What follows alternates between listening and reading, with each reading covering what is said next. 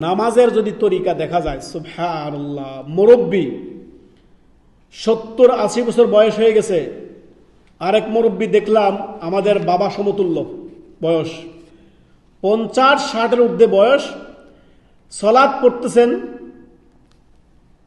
আপনার রুকুতে গিয়ে কয়েক 1 সেকেন্ড 1.5 সেকেন্ড ধাম করে আবার দাঁড়িয়ে গেল। সামি আল্লাহু লিমান হামিদা কি বলছে কি বলে নাই আল্লাহু আলম, আবার গেল কার সেজদাতে গিয়ে 1 সেকেন্ড আবার উঠে গেল, কি পড়লো কি বললো খবর নাই। তো সলাটটাকে এমনভাবে নিয়ে নিয়েছে যে সলাটটা হচ্ছে যত দ্রুত শেষ করা যায়।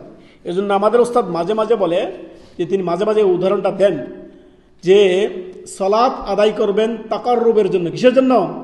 আল্লাহর নৈকট্যশীল বান্দা হওয়ার জন্য।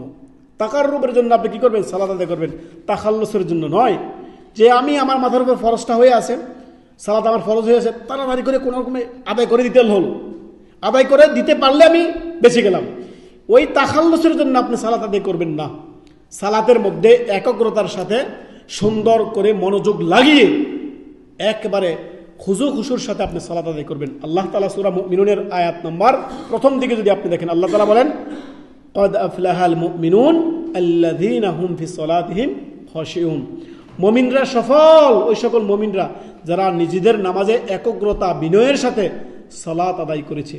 সব সময় খেয়াল রাখবেন, সালাত আদায় করবেন আল্লাহর নৈকট্যশীল বান্দা হওয়ার জন্য, তাকাররুবের জন্য, আল্লাহর নৈকট্যশীল বান্দা হওয়ার জন্য, তাখাল্লুসের জন্য নয়। সালাত অত্যন্ত গুরুত্বপূর্ণ ইবাদত।